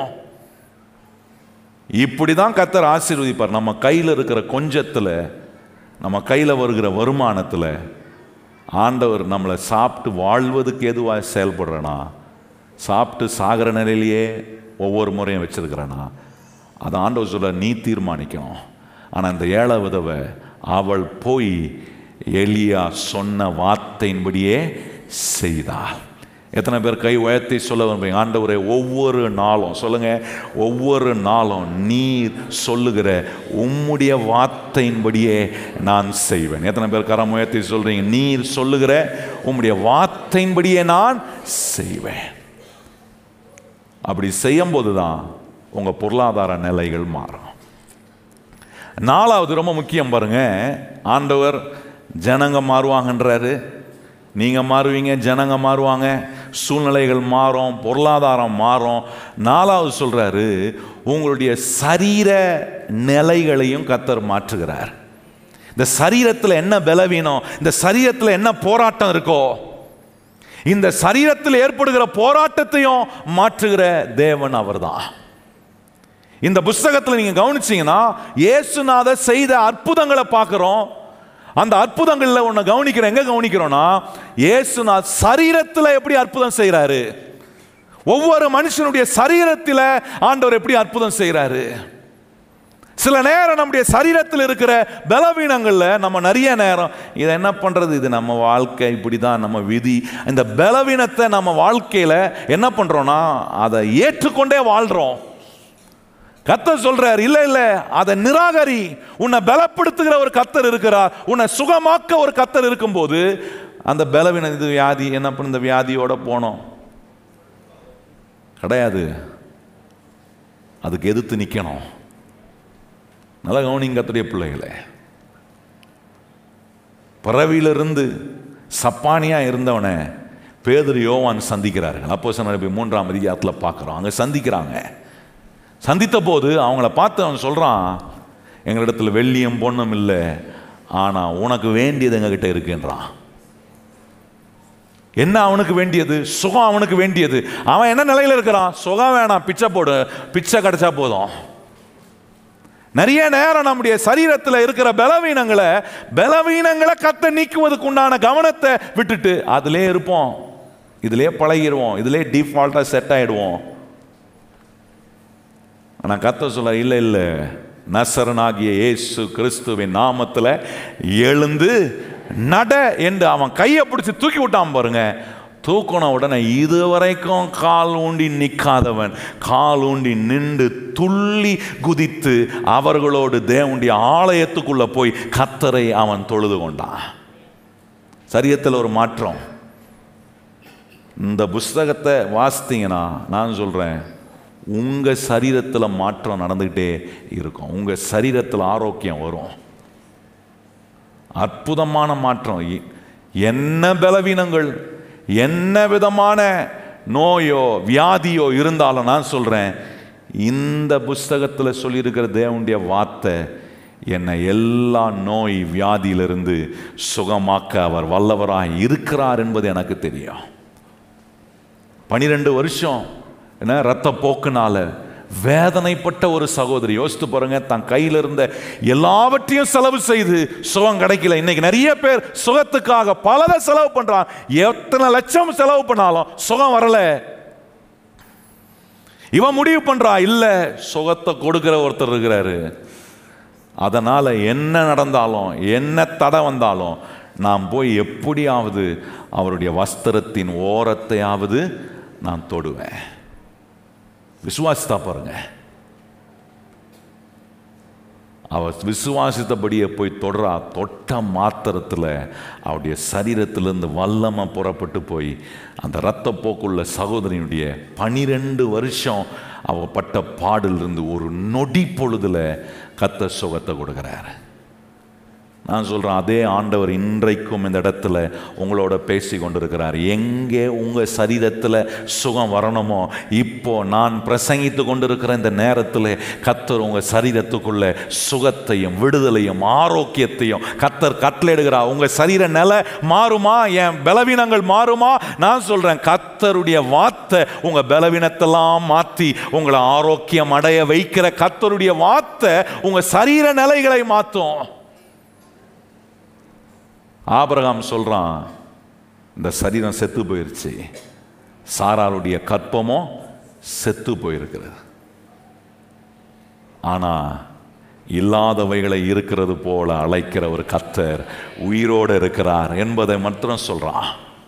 அதனால தான் ஆபிரகாம் தேவன் கொடுத்த வாக்குத்தத்தத்தின் மேல விசுவாசம் உள்ளவனாய் அதில் அவன் வல்லவனாய் மாறி தேவனை மகிமைப்படுத்தி கொண்டிருந்தான். ஏன்னா ஆபிரகாமுக்கு ஒன்று மாத்திரம் தெரியுது, ஒன்றுமே பேர் அடையாளமாக இல்லாத இருந்த என்னை கூப்பிட்டு என்னை ஆபிரகாமா இருந்த என்னை ஆபிரகாமா மாற்றி என்னை ஆண்டவர் ஆசீர்வதிச்சிருக்கிறாரே.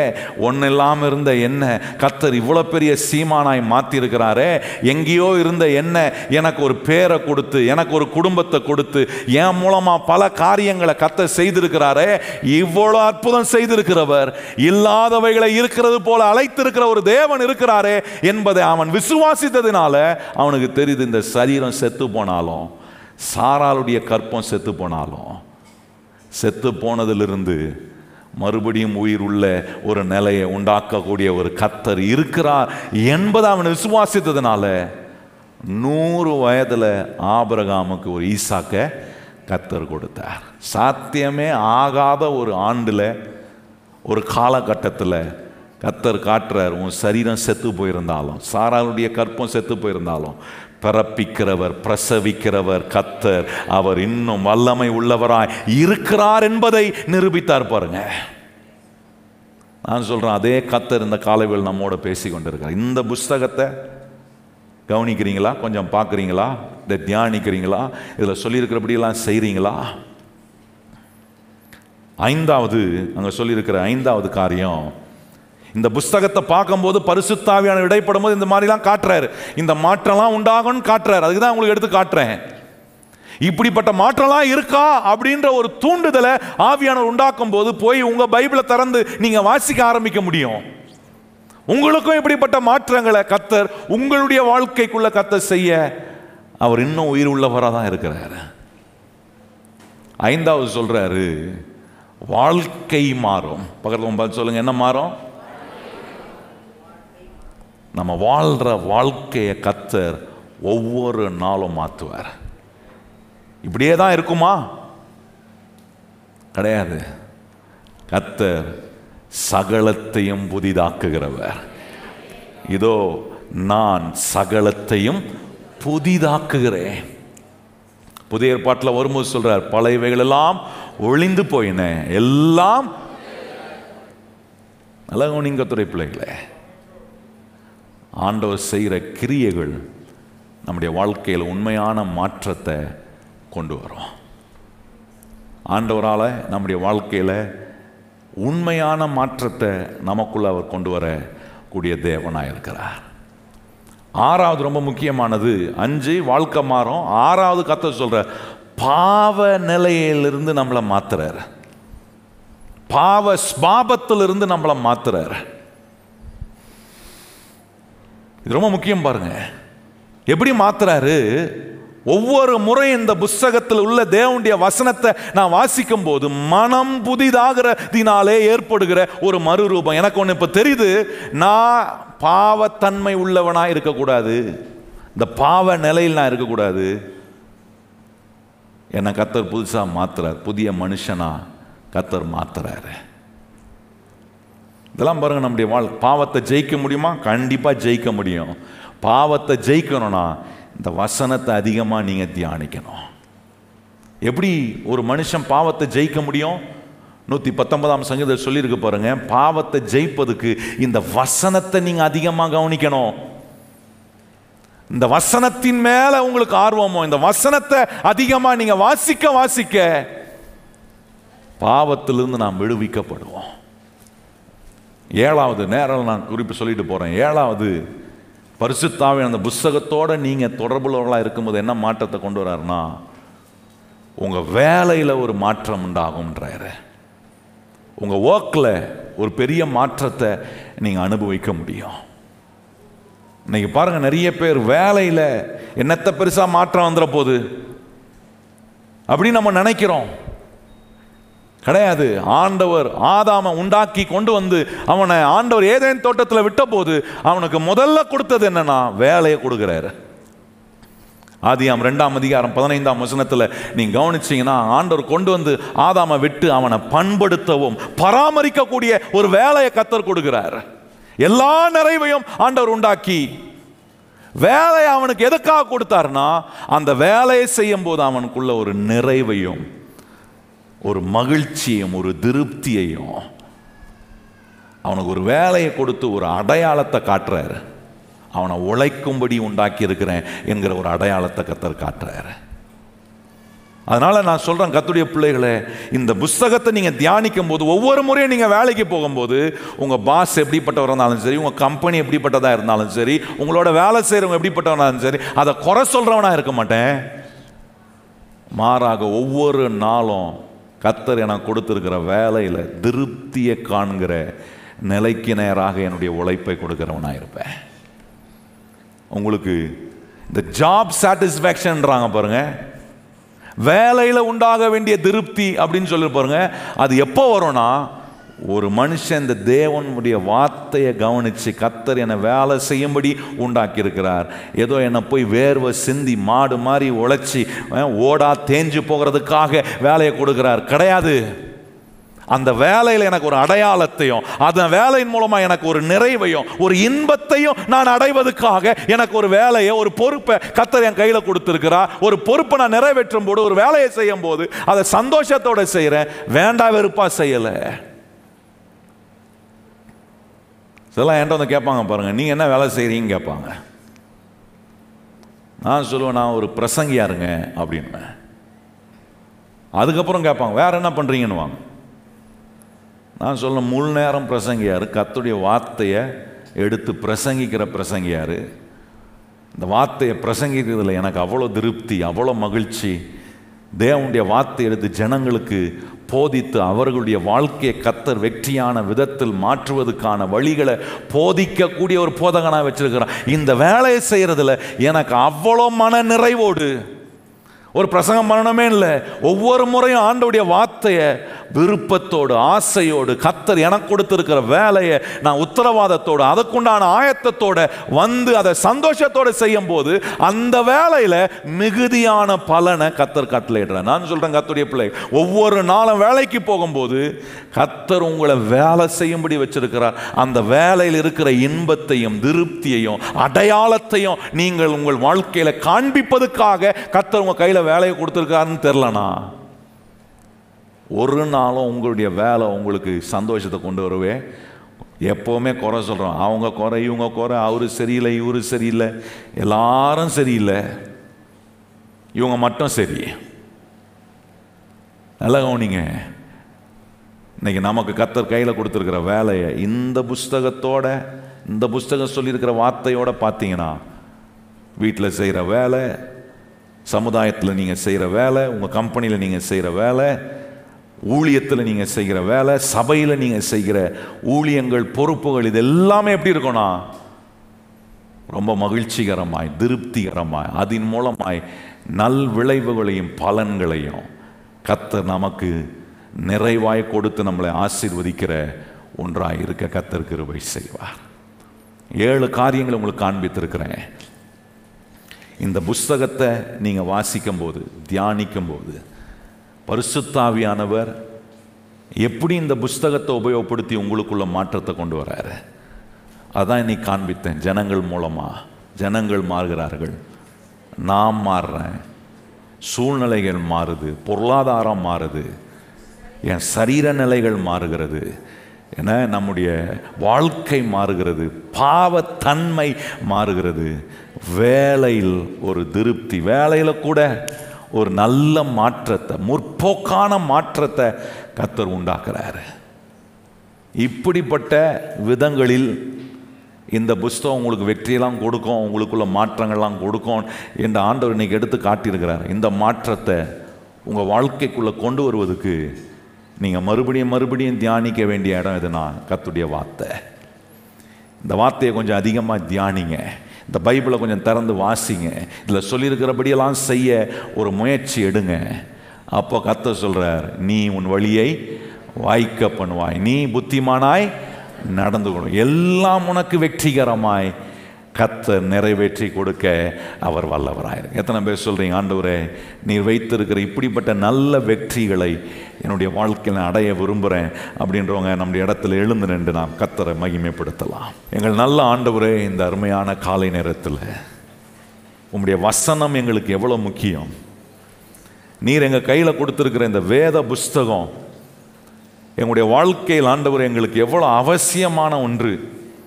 இந்த தேவனுடைய வார்த்தையை பரிசுத்தாவியானவர் உபயோகப்படுத்தி இன்னைக்கு நீர் காட்டின இந்த 7 மாற்றங்களை நாங்கள் எங்கள் வாழ்க்கையில் அனுமதித்து, ஆண்டவரே அந்த மாற்றத்தை நாங்கள் எங்கள் வாழ்க்கையில் ருசி பார்க்க எங்கள் நல்ல தேவனீர் எங்களுக்கு உதவி செய்யும்படி எங்களுக்கு நீர் போதித்ததுக்காக உம்மை நாங்கள் மனதார நன்றி சொல்லுகிறோம். ஆண்டவரே, கேட்ட இந்த 7 காரியத்தை நாங்கள் மறந்து விடாம இந்த புஸ்தகத்தை வாசிக்கும் போது இவ்வளவு ஆழமான விதத்தில் ஆவியானவர் எங்களுக்குள்ள மாற்றத்தை உண்டாக்க முடியும் என்கிற அந்த நிஜமான நிலையில் நாங்கள் எங்களை மாற்றிக்கொள்ள உம்முடைய வசனம் எங்களுக்குள் தொடர்ந்து கிரியை செய்ய நாங்கள் ஆண்டவரே உமக்கு இடம் கொடுக்கிறோம்.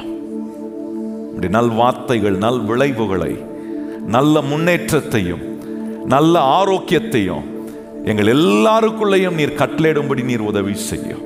கேட்ட வசனத்தை நாங்கள் கேட்ட நிலையிலே வைத்து விடாம கேட்டதை எங்கள் வாழ்க்கையில் ஒவ்வொரு நாள் உபயோகப்படுத்தி, ஆண்டவரே அந்த உபயோகப்படுத்துகிறதுனால நீர் எங்கள் வாழ்க்கைக்குள்ள கொண்டு வருகிற நிஜத்துவமான மாற்றத்தை நாங்கள் அனுபவித்து மாறுகிறதினால உண்டாகிற வெற்றியை எங்க வாழ்க்கையில, எங்க தொழிலில், எங்களுடைய கையின் பிரயாசத்தில், எங்க எதிர்காலத்தில், எங்க ஆவிக்குரிய வாழ்க்கையில நாங்க எல்லா நிலையிலும் ஆண்டவரே உம்முடைய நல் வெற்றியை காண நீர் இன்றைக்கு எங்களுக்கு கற்றுக் கொடுத்த மாற்றங்களை எங்க வாழ்க்கையை நாங்கள் வரவேற்று கொள்கிறோம். அதன்படி செய்ய எங்களை நாங்கள் ஒப்புக் கொடுக்கிறோம். ஆண்டவரே, எங்கள் நல்ல தேவனைகளை தொடர்ந்து நடத்தும்.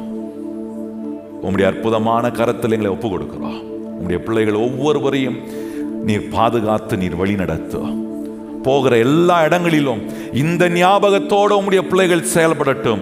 என்னை மாற்றுகிற கர்த்தருடைய வார்த்தை என்னோடு பேசுகிறது, என்னோடு கிரியை செய்கிறது. என்னை கர்த்தருடைய வார்த்தை மாற்றுகிறது. எனக்கு நல்ல வெற்றியை கர்த்தர் கொடுக்கிறார் என்கிற விசுவாசத்தோடு உம்முடைய பிள்ளைகள் எல்லாவற்றையும் செய்து இன்னும் அதிகமாய் வெற்றி அடைய எங்கள் எல்லாருக்கும் நீர் கிருபை பாராட்டும்படி நாங்கள் செபிக்கிறோம். வந்த ஒவ்வொரு பிள்ளைகளையும் ஆசீர்வதியும். இந்த இணையதளத்தின் மூலமாய் ஆண்டவரை கேட்டுக்கொண்டிருக்கிற ஒவ்வொருவரையும் கர்த்தர் ஆசீர்வதியும். இந்த வார நாட்கள் இந்த செய்தியை கேட்கிற ஒவ்வொரு மக்களும் ஆண்டவர் ஆசீர்வதிக்கப்படட்டும். உம்முடைய வார்த்தை எங்கள் வாழ்க்கையில் நிஜமான விதத்தில் ஆண்டவரை கிரியை செய்து நல் பலனை நாங்கள் அனுபவிக்க எங்கள் தேவாதி தேவன் எங்களுக்கு கிருபை பாராட்டும். உடைய பிள்ளைகள் படைக்க இருக்கிற காணிக்க தசம பாகம் எல்லாவற்றையும் நீர் ஏற்றுக்கொண்டு உம்முடைய பிள்ளைகளை திருப்தியாய் நீர் ஆசீர்வதித்தருளலாம். சுகவீனமாய் இருக்கிற எங்க சபை மக்கள் மேல கர்த்தருடைய நல்ல ஆரோக்கியம் உண்டாகட்டும். அவர்களும் உம்முடைய சுகத்தினால் பலனடையட்டும் என்று நாங்கள் ஜெபிக்கிறோம். தொடர்ந்து எங்களை ஆசீர்வாதமாய் வழி நடத்தி செல்லும். எல்லா கன மகிமை துதி ஸ்தோத்திரம் உமக்கே தருகிறோம். ஏற்றுக்கொள்ளும் மகிமை அடையும். இயேசு கிறிஸ்துவின் அன்புள்ள நாமத்தில் வேண்டி ஜெபம் செய்கிறோம் எங்கள் பரிசுத்தமுள்ள நல்ல பிதாவே, ஆமென். இப்பொழுது நம்முடைய கர்த்தராகிய இயேசு கிறிஸ்துவினுடைய கிருபையும் பிதாவாகிய தேவனுடைய அன்பும் பரிசுத்த ஆவியானவருடைய அந்யோன்ய ஐக்கியமும் இன்றும் என்றும் சதா காலங்களும் நம் அனைவருடன் நிலைத்திருப்பதாக, ஆமென். எல்லாரும் இணைந்து சொல்லுவோம். என் ஆத்துமாவே கர்த்தரை ஸ்தோத்திரி, என் முழு உள்ளமே பரிசுத்த நாமத்தை ஸ்தோத்திரி. என் ஆத்துமாவே கர்த்தரை ஸ்தோத்திரி, கர்த்தர் செய்த சகல உபகாரங்களையும் மறவாதே. ஆமென்.